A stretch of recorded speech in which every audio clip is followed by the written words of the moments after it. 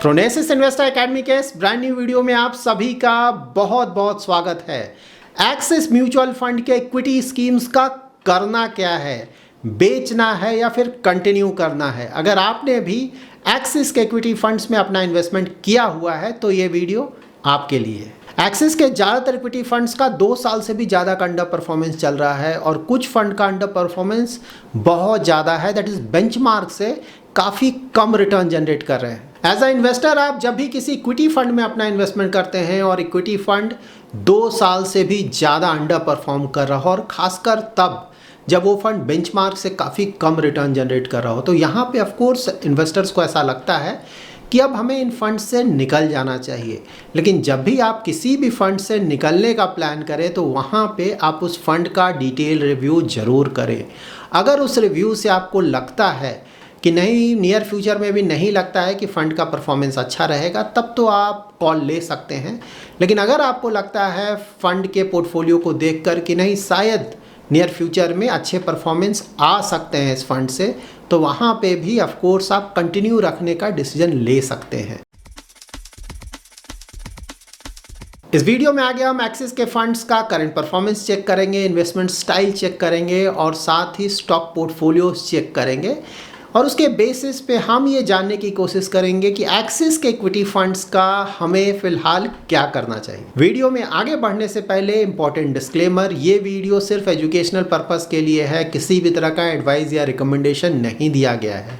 आप एक्सिस के फंड्स पे कोई भी डिसीजन अगर लेना चाहते हैं तो खुद का रिसर्च करें या फिर अपने इन्वेस्टमेंट एडवाइजर से कंसल्ट करें। यहाँ पे आप एक्सिस के इक्विटी फंड का डिटेल चेक कर सकते हैं। तो ये जो रिटर्न्स है वो मैंने लिया है, जो मैं 20 मार्च को मैंने वीडियो पब्लिश किया था उस समय का लिया है, ताकि आप इसके अंडर परफॉर्मेंस को समझ सके। तो उस समय 20 मार्च को जो वीडियो मैंने पब्लिश किया था उस समय का डेटा है ये।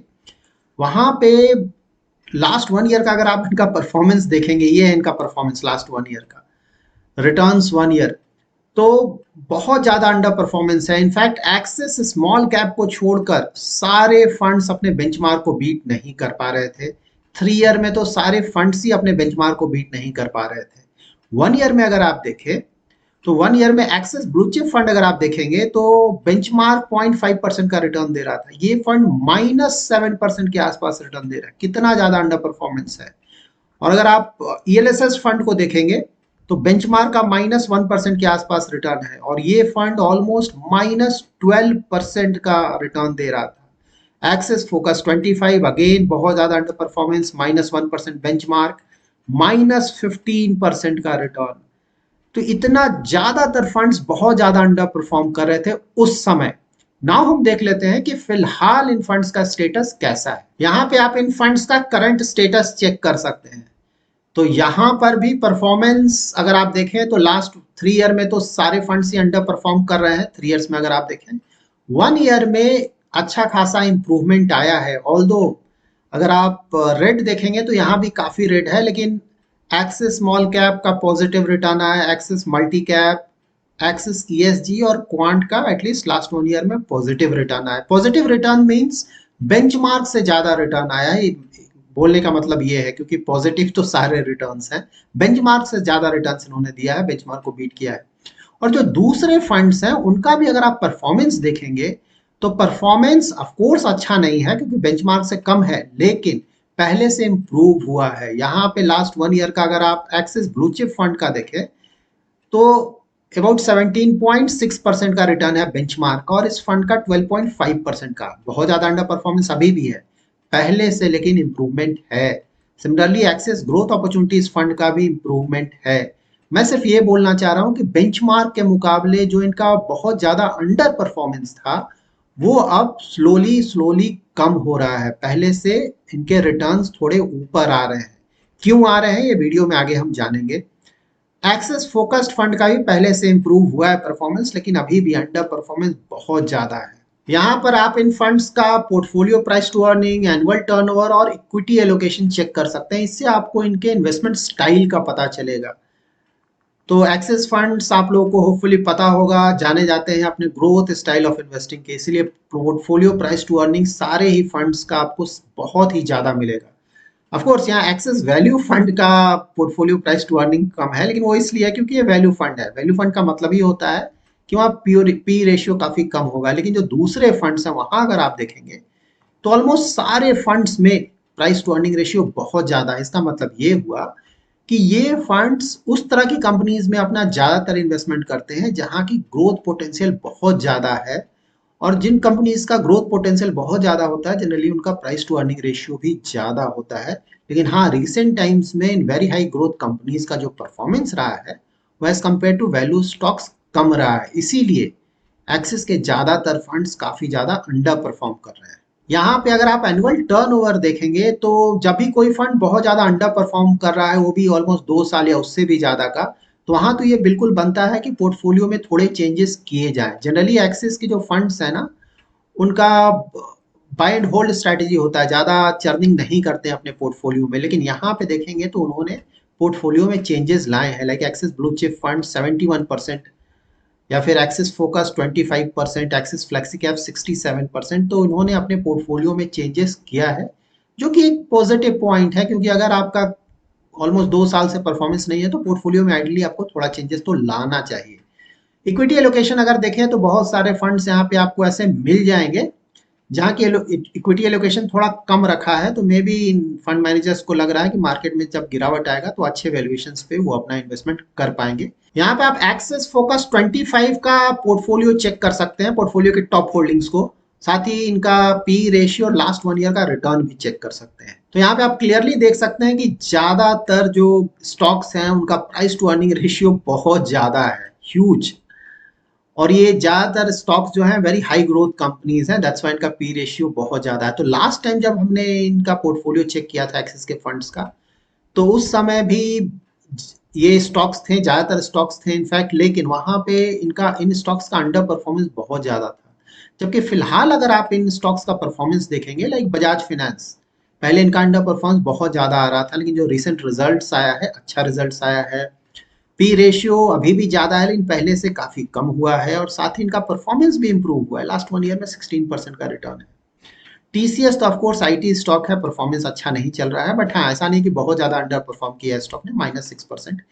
एवेन्यू सुपरमार्ट्स तो ऑफकोर्स प्रॉब्लम है, इवन मैं भी इस स्टॉक से कंफर्टेबल नहीं हूँ। रिजल्ट्स भी आया है, कोई खास अच्छा रिजल्ट्स नहीं है, और पी रेशियो बहुत ज़्यादा है। लेकिन हाँ, कोटक महिंद्रा बैंक देखें तो दूसरे बैंक्स के मुकाबले इनका ही परफॉर्मेंस डाउन है, लेकिन एटलीस्ट पॉजिटिव है। पहले ये भी निगेटिव रिटर्न दे रहा था, इनका पी रेशियो ज़्यादा है as compare to other banks. Pidilite again, इनका पी रेशियो बहुत ज़्यादा है, बट हाँ, पीडीलाइट का एटलीस्ट परफॉर्मेंस अच्छा है क्योंकि इनका जो लेटेस्ट रिजल्ट्स आया है वो भी अच्छा रहा है। एचडीएफसी का अगर आप पी देखें, पी भी कम है इनका, ज़्यादा नहीं है, रिटर्न्स कितना अच्छा है। आईसीआईसीआई बैंक को अगर आप देखें तो पी भी कम है, रिटर्न्स भी बहुत अच्छा है।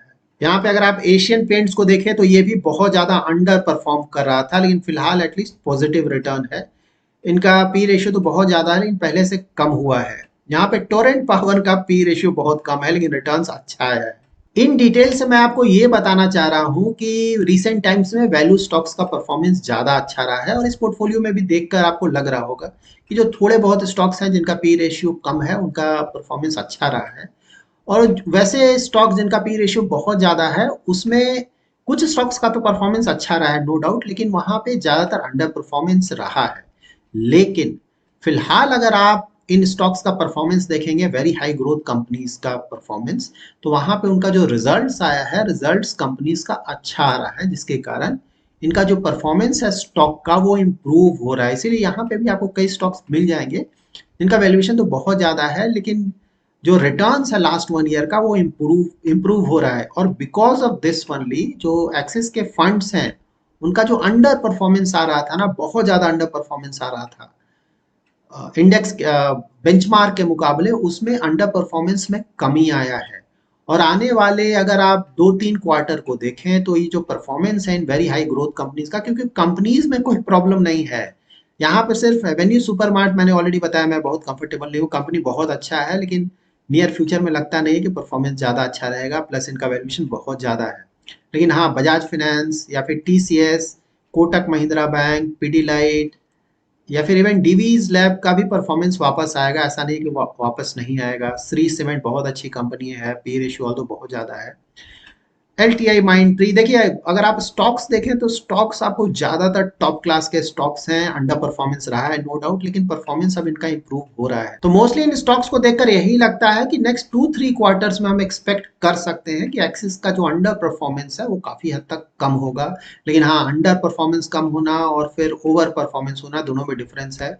तो अगर अभी भी आपको एक्सिस के फंड से बहुत अच्छे रिटर्न्स चाहिए तो शायद नेक्स्ट ईयर हमें देखना होगा। इस साल एटलीस्ट अंडर परफॉर्मेंस तो काफी हद तक कम होगा ऐसा देखकर लगता है, लेकिन हाँ, आउट परफॉर्मेंस के लिए थोड़ा और टाइम लग सकता है। यहाँ पे आप एक्सिस ग्रोथ अपॉर्चुनिटीज फंड का पोर्टफोलियो के टॉप होल्डिंग्स देख सकते हैं। अगेन ज्यादातर कंपनीज बहुत अच्छी कंपनीज हैं, इन कंपनीज को आप बुरी कंपनीज नहीं बोल सकते हैं। सिर्फ एक इशू यहाँ पे है वैल्यूएशन, ज्यादातर कंपनीज का वैल्यूएशन बहुत ज्यादा है, लेकिन फिर जो रिजल्ट्स आ रहे हैं ना, रिजल्ट्स अच्छे आ रहे हैं इन कंपनीज के। यहाँ पे एक्सिस ब्लू चिप फंड का पोर्टफोलियो का टॉप होल्डिंग्स चेक कर सकते हैं। अगेन अगर आप कंपनीज देखें तो टॉप क्लास की कंपनीज है, कंपनीज में प्रॉब्लम नहीं है। तो इंटरेस्ट रेट स्टेबिलिटी आ गई है। अगर इंटरेस्ट रेट कट होना शुरू होगा लाइक नेक्स्ट ईयर से हम एक्सपेक्ट कर रहे हैं, तो यही जो स्टॉक्स हैं जिनका वैल्यूएशन बहुत ज्यादा है फिलहाल, उन्हीं स्टॉक से आप अच्छे खासे रिटर्न्स एक्सपेक्ट कर सकते हैं नेक्स्ट ईयर से। अभी हमने एक्सिस के इक्विटी फंड्स का जो डिटेल्स चेक किया है उससे हमें क्या पता चलता है। तो एक्सिस के इक्विटी फंड्स का पास्ट में तो परफॉर्मेंस बहुत अच्छा हुआ करता था, इसीलिए एक्सिस के ज़्यादातर अगर फंड्स का आप AUM देखेंगे तो यह बहुत बड़ा है। इनफैक्ट पास्ट परफॉर्मेंस को देखकर ही ज़्यादातर इन्वेस्टर्स ने एक्सिस के इक्विटी फंड्स में अपना इन्वेस्टमेंट किया था। लेकिन पिछले कुछ समय से हमने देखा है कि इन्फ्लेशन बहुत तेज़ी से बढ़ा है वर्ल्ड वाइड, उसके कारण ज़्यादातर जो सेंट्रल बैंक्स हैं वर्ल्ड वाइड उन्होंने इंटरेस्ट रेट बढ़ाया है। और जब भी इंटरेस्ट रेट काफ़ी ज़्यादा बढ़ता है, इन्फ्लेशन काफ़ी ज़्यादा होता है, तो उस समय ऐसा देखा गया है कि वैल्यू स्टॉक्स का परफॉर्मेंस रिलेटिवली ग्रोथ स्टॉक्स के मुकाबले ज़्यादा अच्छा होता है। और यही प्रॉब्लम रहा है जिसके कारण एक्सिस के इक्विटी फंड्स का परफॉर्मेंस ज़्यादा अच्छा नहीं रहा है। क्योंकि एक्सिस का जो हमने अभी एक्सिस के फंड्स का पोर्टफोलियो चेक किया, स्टॉक्स चेक किया हमने, तो ज़्यादातर जो स्टॉक्स हैं बहुत अच्छे स्टॉक्स हैं। उसमें सिर्फ एक प्रॉब्लम आप ये बोल सकते हैं कि उनका वैल्यूएशन बहुत ज़्यादा है, और because of this he in stocks का ज़्यादा अच्छा परफॉर्मेंस रिसेंट टाइम्स में नहीं रहा है। लेकिन इसमें से कुछ स्टॉक्स का लेटेस्ट रिजल्ट्स आया हुआ है। अगर आपने उनका रिजल्ट्स देखा होगा तो रिजल्ट्स अच्छा आया है। दैट्स वाई कुछ स्टॉक्स का जो रिकवरी है, दैट इज स्टॉक्स के प्राइसेस ऊपर जा रहे हैं। इसीलिए एक्सिस का अगर आप कुछ महीने पहले का एक्सिस के फंड्स का परफॉर्मेंस देखें और लेटेस्ट परफॉर्मेंस देखें, अंडर परफॉर्मेंस तो अभी भी है, ज़्यादातर फंड्स बेंचमार्क को बीट नहीं कर पा रहे हैं, लेकिन पहले के मुकाबले इनका परफॉर्मेंस इम्प्रूव हुआ है। और वर्ल्ड वाइड अगर आप देखें, यूएस और इंडिया को देखें, तो इंडिया में मोस्टली अब इंटरेस्ट रेट नहीं बढ़ेगा, यूएस में भी शायद नहीं बढ़ेगा, और अगर बढ़ा भी तो बहुत कम बढ़ेगा, और नेक्स्ट ईयर से मोस्टली इंटरेस्ट रेट कट होना शुरू भी हो जाएगा। तो इस सिनारियो को देखकर ऐसा लगता है कि ग्रोथ स्टॉक्स का जो परफॉर्मेंस है वो वापस आ रहा है और आने वाले समय में काफ़ी अच्छा परफॉर्मेंस होगा। तो इस साल मोस्टली लगता है कि एक्सिस, अगर इन स्टॉक्स का परफॉर्मेंस अच्छा आया तब एक्सिस के फंड्स में काफ़ी अच्छा रिकवरी होगा। लेकिन हाँ, जो आउट परफॉर्मेंस होता है, आउट परफॉर्मेंस के का मतलब ये हुआ कि बेंचमार्क को बीट करे, अच्छे मार्जिन से बीट करे, तो मोस्टली नेक्स्ट ईयर हम ये उम्मीद कर सकते हैं कि ये फंड्स मोस्टली नेक्स्ट ईयर से अपने बेंचमार्क को बीट करना शुरू कर देंगे। एक्सिस के इक्विटी फंड्स का जब हमने पोर्टफोलियो चेक किया था तो एक तो ये प्रॉब्लम है कि ग्रोथ स्टॉक्स का अंडर परफॉर्मेंस आया है, लेकिन साथ ही हमें ये भी एक्सेप्ट करना होगा कि यहाँ पे स्टॉक सिलेक्शन में भी कुछ हद तक प्रॉब्लम्स हैं। कुछ ऐसे स्टॉक्स में इन्वेस्टमेंट किया गया है जिसका वैल्यूएशन बहुत ज़्यादा है और लगता नहीं है कि नियर फ्यूचर में कोई खास अच्छा परफॉर्मेंस इन स्टॉक्स का रहेगा। तो ये जो ओवरऑल एक्सिस के फंड्स का अंडर परफॉर्मेंस आ रहा है वो इन दोनों कारण से आ रहा है। एक तो of course growth style of investing, जो कि ऑफकोर्स टाइम के साथ वो चेंज हो जाएगा, हमेशा वैल्यू स्टॉक्स अच्छा नहीं करेंगे या फिर हमेशा ग्रोथ स्टॉक्स अच्छा नहीं करेंगे, कभी वैल्यू स्टॉक्स अच्छा करता है, कभी ग्रोथ स्टॉक्स अच्छा करता है। HDFC के फंड्स आपको याद होगा पिछले कुछ समय उनका बहुत ज़्यादा अंडर परफॉर्मेंस आ रहा था क्योंकि वैल्यू स्टॉक्स में एक्सपोजर ज़्यादा होता है, लेकिन फिलहाल उनका परफॉर्मेंस बहुत अच्छा है क्योंकि वही सेम वैल्यू स्टॉक्स का परफॉर्मेंस अब अच्छा आ रहा है। सिमिलरली ग्रोथ स्टॉक्स भी हैं, इनका परफॉर्मेंस भी वापस आएगा, तो उस समय एक्सिस के फंड्स का ही परफॉर्मेंस वापस आएगा।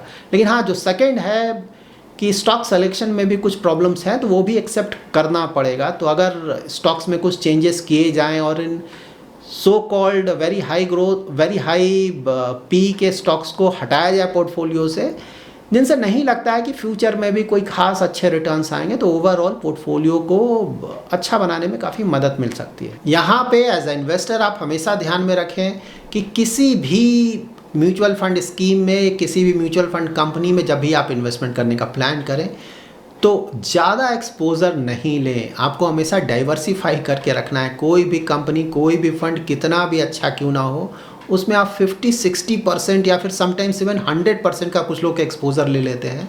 वो करना बिल्कुल भी गलत है। तो अगर आप अपना जो कॉर्पस है, इन्वेस्टमेंट कॉर्पस, वो डाइवर्सिफाई करते हैं, डिफरेंट म्यूचुअल फंड कंपनीज़ में पैसा इन्वेस्ट करते हैं, डिफरेंट फंड्स में इन्वेस्ट करते हैं, तो वहाँ पे मोस्टली ओवरऑल पोर्टफोलियो लेवल पे आपको प्रॉब्लम नहीं होगा। क्योंकि अगर आपने 3-4 एएमसीज़ में अपना इन्वेस्टमेंट किया है तो ऐसा जनरली नहीं देखा गया है कि सारे के सारे एएमसीज़ ही अंडर परफॉर्म करेंगे। हो सकता है 1-2 एएमसी अच्छा परफॉर्मेंस दे और 1-2 एएमसी अंडर परफॉर्म करे, बट ओवरऑल जो आपका पोर्टफोलियो होगा वो ठीक ठाक होगा। अगर आपने सिर्फ एक ही म्यूचुअल फंड कंपनी में अपना इन्वेस्टमेंट कर दिया, कंपनी कितनी भी अच्छी क्यों ना हो, 10 साल में वो भी 2-3 साल अंडर परफॉर्मेंस दे सकता है। और अगर आपने उसी पीरियड में अपना इन्वेस्टमेंट किया हुआ है तो उस समय जो आपका पोर्टफोलियो होगा वो बहुत ही बैड शेप में होगा और फिर उसे झेल पाना एज ए इन्वेस्टर मुश्किल है। कई बार ऐसा होता है, इन्वेस्टर्स डर कर अपने म्यूचुअल फंड स्कीम्स को बेच देते हैं, जिसके कारण उन्हें लॉस होता है। तो डाइवर्सिफाई करके रखिए। और किसी भी फंड को अगर आपको लगता है कि फंड अच्छा है, नियर ऑल्दो वो अंडर परफॉर्म कर रहा है फ्यूचर में, लेकिन आपको लगता है कि परफॉर्मेंस आ सकता है, तो आइडियली उस तरह के फंड से हमें नहीं निकलना चाहिए। लेकिन हाँ, किसी भी फंड में अगर ओवर एक्सपोजर बहुत ज़्यादा है, आपने बहुत ज़्यादा इन्वेस्टमेंट किया हुआ है और लगातार वो अंडर परफॉर्म कर रहा है, तो एटलीस्ट उस फंड से हमें अपना एक्सपोजर कम जरूर कर लेना चाहिए। So that's it in this video. अगर आपका कोई इन्वेस्टमेंट रिलेटेड क्वेरी है तो आप हमारा एवरी सैटरडे 7:30 to 8:30 PM का यूट्यूब लाइव स्ट्रीम ज्वाइन कर सकते हैं। उसमें मैं ट्राई करता हूं कि अपने सब्सक्राइबर्स के सारे पर्सनल फाइनेंस, म्यूचुअल फंड्स और स्टॉक रिलेटेड क्वेरीज को आंसर करूं। Thanks lot for watching.